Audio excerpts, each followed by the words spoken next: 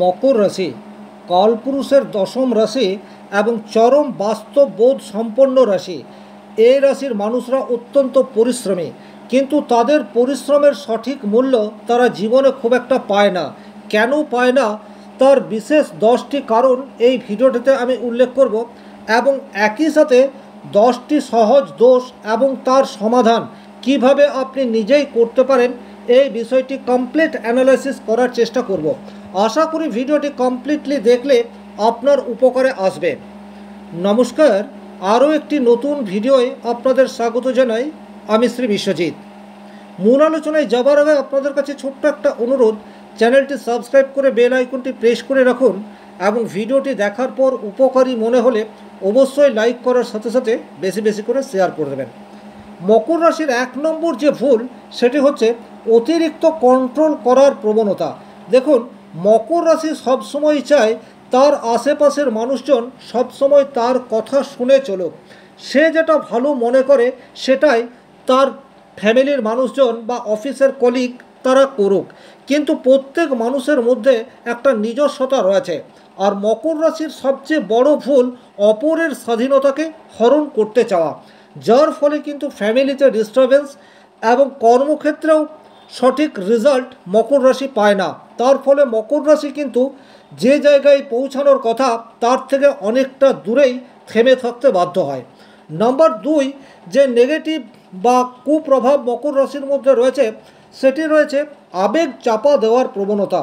কিছুতেই মন খুলে কথা বলতে পারে না, আর মনের মধ্যে যেটা চলে সেটা প্রকাশ করতে চায় না। তার ফলে খুব ঘনিষ্ঠ মানুষজন মকর রাশিকে কিন্তু চিনতেই পারে না বা বুঝতে পারে না।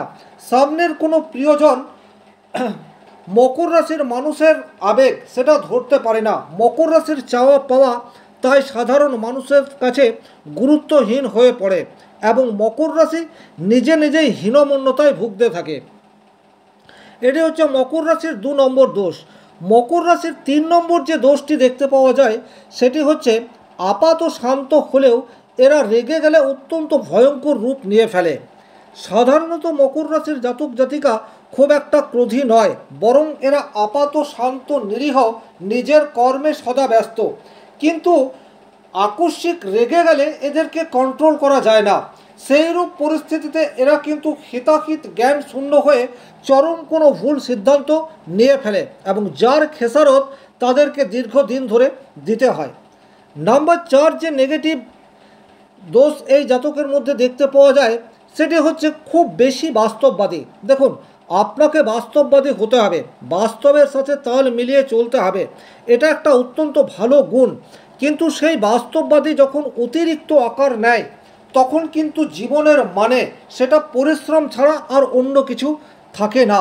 কখনো কখনো জীবনকে উপভোগ করতে হয়, কিছু আনন্দ মুহূর্ত ফ্যামিলির সাথে অতিবাহিত করার প্রয়োজনীয়তা থাকে, কখনো কখনো রঙিন স্বপ্ন দেখারও দরকার রয়েছে জীবনে এগিয়ে চলার ক্ষেত্রে।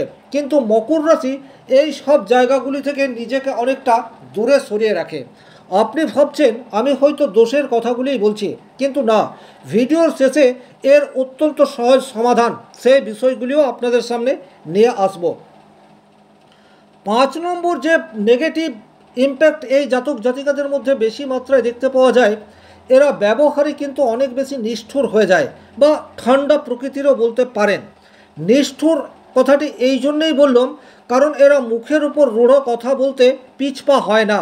সদা সত্য কথা বলতে এরা ভীষণ পছন্দ করে, আর প্রত্যেকটা মানুষ সত্য কথা শুনতে অভ্যস্ত নয়, যার ফলে এদের ব্যবহার অনেক বেশি রূঢ় এটা অপর মানুষের মনে হতে পারে। 6 নম্বর এদের মধ্যে যে বিশেষ নেগেটিভ গুণটি দেখতে পাওয়া যায় সেটি হচ্ছে এরা অত্যন্ত কাজ পাগল। কাজ ছাড়া এরা জীবনের অন্য অর্থ খুঁজেই পায় না, যার ফলে ফ্যামিলিতে এদের যা পাওয়া দরকার বা যে ধরনের সাপোর্ট প্রয়োজন ফ্যামিলির মানুষজন এদেরকে কিন্তু সেই সাপোর্ট কোনোভাবেই দেয় না, এবং অতিরিক্ত কাজ পাগল হওয়ার জন্য কাজ ছাড়া অন্য বিষয়ে কথাবার্তা সেটিও কিন্তু এই মানুষদের সাথে তার আপনজনরাও শেয়ার করে না। ফলে এরা কিন্তু অনেক বেশি একাকিত্ব অনুভব করে, এবং মানসিক চাপ নিয়ে এরা প্রত্যেক দিন নিজের ডিউটি পালন করে। 7 নম্বর যে নেগেটিভ ইম্প্যাক্ট এই রাশির মানুষের মধ্যে দেখতে পাওয়া যায়, এরা কিন্তু নিজে ভুল করলে সেই ভুলকে মানতে চায় না। দেখুন, আমরা প্রত্যেকেই মানুষ, আমাদের ভুল হতেই পারে, ভুল হওয়া কোনো দোষের নয়, কিন্তু আপনি যদি আপনার ভুল সেটা বুঝতে পারেন, সেক্ষেত্রে কিন্তু সেই ভুল রিপিট হবে না।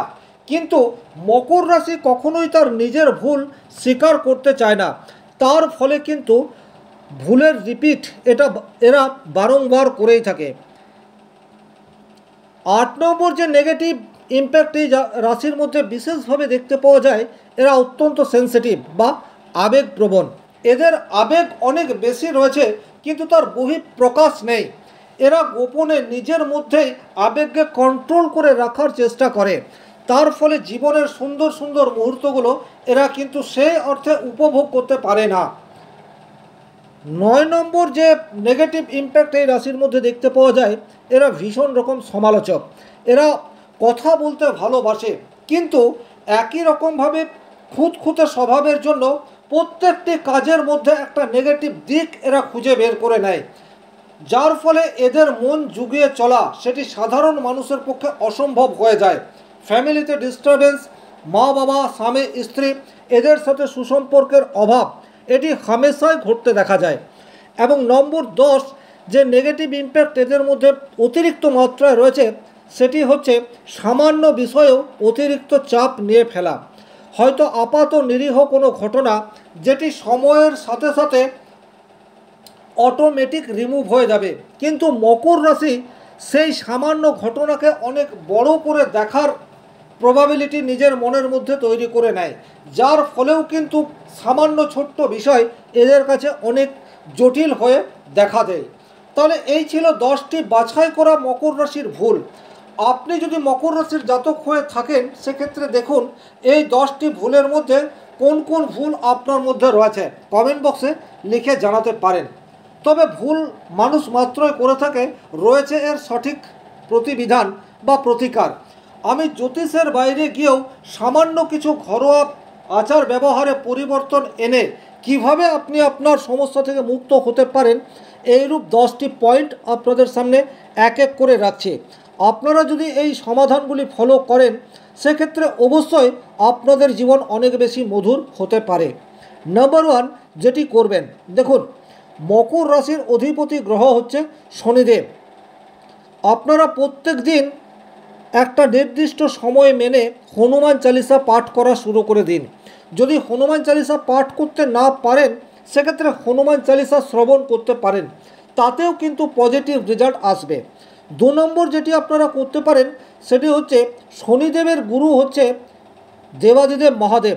আপনারা মহাদেবের বীজ মন্ত্র সেটাও কিন্তু জপ করতে পারেন, বা ওং নমঃ শিবায়, অত্যন্ত সহজ কিন্তু কার্যকরী মন্ত্র। এটা যদি প্রত্যেক দিন অন্ততপক্ষে 21 বার জপ করতে পারেন, সেক্ষেত্রেও আপনাদের মন অনেকটাই শান্ত হবে। শনিদেবের কৃপায় আপনারা আপনাদের বর্তমান পরিস্থিতিকে কাটিয়ে উঠতে পারবেন। নাম্বার 3, প্রতি শুক্রবার সাদা ফুল দিয়ে মা লক্ষ্মীর পুজো করতে পারেন, তাতে আর্থিক সমস্যা অনেকাংশে দূরীভূত হতে পারে। 4 নম্বর যেটি করতে পারেন, সেটি হচ্ছে মা অথবা মাতৃতুল্য কোনো মানুষের পায়ে তেল মালিশ, এটা ঘুমানোর আগে করতে পারেন, তাতে কিন্তু শনিদেব ভীষণ রকম সন্তুষ্ট হতে পারে। এবং শনিদেবের কৃপা যদি আপনি পান, তাহলে আপনার সব সমস্যা অবশ্যই দূর হতে পারে। 5 নম্বর যেটি আপনারা নিয়মিত অভ্যাস করতে পারেন, সেটি হচ্ছে পূর্ণিমার রাত্রে কাঁচের গ্লাসে জল এবং কিছু আতপ চাল, সেটি আপনি আপনার ছাদে বা কোনো একটা জায়গায় রাখবেন যেখানে পূর্ণিমার আলো পড়ছে, এবং পরদিন সকালবেলায় আতপ চালগুলি কোনো পাখিকে খাইয়ে দেবেন এবং সেই জলটি আপনার স্নানের জলে মিশিয়ে নিয়ে স্নান করবেন। তাতে কিন্তু মানসিক তৃপ্তি এটা আপনারা অনুভব করতে পারবেন, মানসিক স্ট্রেস সেটা অনেকাংশে রিমুভ হবে। 6 নম্বর যেটি করতে পারেন, সেটি হচ্ছে কর্মই শ্রেষ্ঠ, কিন্তু জীবনে নতুনত্বের প্রয়োজন রয়েছে। এই বিষয়টি আপনাকে মনে মনে মেনে নিতে হবে, অ্যাকসেপ্ট করতে হবে। প্রত্যেকের জীবনে কর্ম প্রয়োজন, কিন্তু তার সাথে আরাম, আমোদ, কিছুটা চেঞ্জ এটাও প্রয়োজন রয়েছে। তাই সময় সুযোগ পেলেই এই সুযোগকে কাজে লাগাতে হবে। 7 নম্বর যেটা আপনারা করতে পারেন সেটি হচ্ছে কোনো প্রয়োজনীয় ব্যক্তিকে মেডিসিন দান করতে পারেন। তাতে কিন্তু শনিদেব অত্যন্ত প্রসন্ন হয়, এবং শনিদেব যদি প্রসন্ন হয় সেক্ষেত্রে কিন্তু আপনার সমস্যা অনেক অংশেই দূর হতে পারে। 9 নম্বর যেটি আপনি করতে পারেন সেটি হচ্ছে মেডিটেশন। মেডিটেশন এমন একটা বিষয় যা আপনার শরীর এবং মন দুটির ক্লান্তিকে হরণ করতে পারে। যদি নিয়মিত আপনি এই অভ্যাসগুলি নিজের জীবনে নিয়ে আসতে পারেন সেক্ষেত্রে কিন্তু আপনার জীবন অনেক বেশি সুন্দর হতে পারে। এর বাইরে অ্যাস্ট্রোলজিক্যালি অনেক রেমেডি রয়েছে, বাট সেগুলি ব্যয় সাপেক্ষ। আশা করি এই ভিডিও আপনার কাজে আসবে। ভিডিওটি ভালো লাগলে লাইক করার সাথে সাথে চ্যানেলটিকে সাবস্ক্রাইব করে পাশে থাকা অল নোটিফিকেশন বেল আইকনটি প্রেস করে রাখুন। আজকের মতো বিদায় নিচ্ছি। ভালো থাকুন, সুস্থ থাকুন, ধন্যবাদ।